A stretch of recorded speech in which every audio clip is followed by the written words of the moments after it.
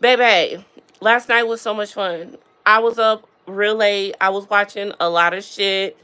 And I had a lot of fun watching everything. I watched the 50th SNL anniversary special. That was so lit. And for someone who has been watching SNL for a very long time, I will say that SNL hasn't been at its full potential in like the past, mm, like 2, 3 years, I would say, right? And last night was everything. It was such a good show. Everybody showed up and showed out. Eddie Murphy, mostly, his skit in Black Jeopardy with Kenan Thompson and Tracy Morgan. So Eddie Murphy played Tracy Morgan in the skit next to Tracy Morgan playing a different character. It was fucking hilarious. It was so good. Then there was another sketch with also Eddie and Keenan in it. They shut that sketch down. The sketch where they was playing the felons to the scared straight sketch. The scared straight sketch. If y'all remember that show that used to come on A&E with the badass kids, and they used to take them to a jail and get them scared straight to let them see all the prison inmates and shit and get all in their face and rough them up and having them crying with slob coming down their face, crying for their mama, and their mama would come and say, "You sure?" And they had the choice of whether or not they wanted to take him home or you gotta stay another day because you ain't learned your lesson. Anyways, that was a good ass show. But that was the skit. And Eddie Murphy and Kenan Thompson played the hell out of it. It was really good. It was okay. I see Ryan and Paul Magic are trying to PR. Let's talk about that real quick, BB. Really? What was you doing? And your scared ass wife didn't come, I see. Because you were in the audience all alone. Talk about, yeah, what did you hear? It wasn't even funny because we know you the fucked up one. We know you are the problem. You are definitely the problem. Your wife is the problem. You had me for a second. You had me for a second. You had me looking at Justin kind of funny, like, But now I'm looking like you, like, Yeah. BB, child. He tried it. He definitely did. Has she always been an issue? I never followed her work. I'm not a fan of her. There's something about her that don't resonate with me, and maybe that's why. Perhaps that's why. That might be the problem and the solution. That is why. Because I don't fuck with her. I don't think I've watched. If I have watched a movie with her in it, I only know her by her character name. I don't. Blake Lively was not on my list to talk about until all of this happened. But it is crazy, right? I can't wait to see how this all goes down. I am definitely following it. I need to follow it more and start talking about it more on Hey Boo Hayes because that is one for the books. That is one for the books. Um, there was a couple of sketches that I did want to see that I didn't see. A couple of people that weren't there that I wanted to be there because they were the sketches that I wanted to see. But all in all, it was good. I could have done without Kim Kardashian. I really don't know why she had to be in a sketch. I don't know. She could have just came, sat her fat ass in the audience and been fine. But no, she wanted to be in a sketch. And then why do they have to make her booty a part of the sketch? Like, girl, you're not even. What pissed me off is on the red carpet when she was talking to whomever. I might have been Leslie. Leslie looked great in her Versace, by the way. Chris Rock came up to them talking, and he gonna say some shit like, "Oh, the best, one of the best hosts of our time," or something like that, to Kim Kardashian, and she took and ran with it, honey. She's like, "Oh my God, did you guys hear that?" Yes, Kim, we heard it, honey. We all heard it. He was on the mic when he said it. He was on camera when he said it. We all heard it, honey. Yes. But thank you for the like. But yeah, from what the show has been. Last night was good. Last night was good. Last night resembled the closest to when it was good than it has in a long time because SNL is not what it used to be. It's starting to get a little darky, but I'm a fan, so I go anyway because it is what it is. But that was that. So, Love and Marriage, Huntsville, honey. this weekend. This was the last episode of the season, the reunion. It is over. It is a wrap. Everything is finalized and done.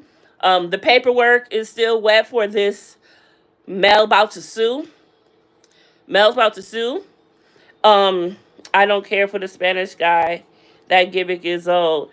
You know what? I don't know what it is about him, but he is funny to me. However, he did get in a little bit of a situation where he was named as one of the possible men that Paige was messing around with on Craig from the Bravo verse, but it didn't happen. But for what they give, of course they have to put on that the gimmick and whole thing. It's not. I feel that it ain't cheesy. Yes, oh, but they don't make it cheesy per se. I don't think. But BB, you a hard person to please, so you a hard person to please. So I don't think nothing pleases you. Honestly. Um so it seems like, and so the bloggers are saying that Destiny is starting to backtrack the whole grooming statement. Now that Mel is coming out with ready to mention it all on in a lawsuit. It's just, to me, you the reason why I want to believe Destiny is because how can you sit there next to your accuser, sit next to your accuser accusing them? But then again, how can you sit next to your accuser? But I don't know how Destiny's mind works. People deal with things in different ways. That's a touchy subject. I ain't been there. So for me to sit up here as a content creator say, no, this is what happened. No, this is what happened. I'd be a fucking fool because I wasn't in that car, in that house, wherever they was. And anybody who gets on here saying they know better, either way, is wrong because y'all wasn't there. And this is such a sensitive subject that it shouldn't really be talked about in the matter of people want to talk about it as if it is fact. I cannot stand people who do that. They want to get in a situation and talk shit as if what they are saying is fact. And it's a bold-faced, uneducated, ignorant ass lie that you just don't know. And you just want to act like you know what you're talking about to win an argument. Because that's the people who do that. They just want to win an argument. That's all they care about. They don't care about nothing else. They really, really don't. All right? The White Lotus. The White Lotus. I gotta do a quick one, y'all. Thank you for like 2. Thank you for like 3. And thank you for like 4. Y'all know I like to like each like individually because I appreciate them. So I appreciate y'all. For real, for real. Thank you very much. The White Lotus came on last night, premiered its 3rd season. Oh, baby. This season is going to be a lot. I'm not even going to talk about it right now because I want to talk about it. So I'm probably going to jump on after me and Dina are done with Baddies Midwest, since we only got to do that one show. When that is over, I'm going to jump back on here and I want to talk about The White Lotus, and I want to talk about SNL some more, and I want to talk about Hot Topics because I haven't talked about Hot Topics in a long time, and I'm actually going to share my screen and all of that. Maybe might share my screen. It depends. I might want to chill in my bed, be cool and kosher. And I'm also supposed to be starting to read my my pen pal letters from my ex-boyfriend when he was locked up in the pen. Yeah, I was gonna read his letters out loud, burn after reading, because it's time to burn these fuckers and get them out of my life, out of my house, out of my aura, so I can create the energy to bring in something new, because what I have been creating the origin to bring in ain't been right. And it's maybe because I got this ain't been right nigga letters in my house still. So we go get it. That show has never been about black excellence. No, it was supposed to be, but no, it show ain't. It show ain't. And then Carlos, everybody's talking about Carlos a lot. Everybody's on the surviving Carlos King thing situation. Again, it's one of those things where I'm like, on one hand, but you went back again, and again, year after year, season after season. How is he that bad? But then again, when you in it and you got the money and this is what you're accustomed to and this is what your life is all about, I don't know. You stay. You think things are going to change. I don't know. Again, it's one of those situations where I am not there, so I'm not going to speak it in factual like it is and like I know better because I don't. Um, Miss Ma'am, weren't you writing a book? What's up with that? Miss Ma'am, I am writing a book. Oh my God, it's so funny you say that, BB, because last night I was going through this. I have this thing under my bed where I have just a whole bunch of junk I just put in there. You know, when you're trying to clean your room, but you just want it out the way, out of your eyesight. Well, yeah, I would have this little thing under my bed where I've just put stuff in it to get it out the way, out of my mind, out of my sight. So anyway, I pulled it out last night because I was looking for something, and I ended up coming across an old journal. And in the journal, it was talking about the book I was supposed to start writing after I finished this one that you're talking about. You're talking about Society's Baby. And yeah, I feel like I need to find a publisher. I need to figure out how to self-publish. That's what I'm on. I feel like if I could do that first, then I could start part two. Because I started part two, but now I want to start it over. I've read part one to make sure I knew everything and had all my deets and everything, but now I want to find, I need to figure out how I can publish this, how much it's going to cost. I need some things. I need some help, baby. You know, anybody who's self-published or, publishing, so publishers that I did try to go through, they won't publish it because it's a controversial book, because there's underage stuff in it. So I don't know if that's how that works. I feel like I'm gonna have to go to Triple Crown Productions or that one place where all them crazy ass books be coming from.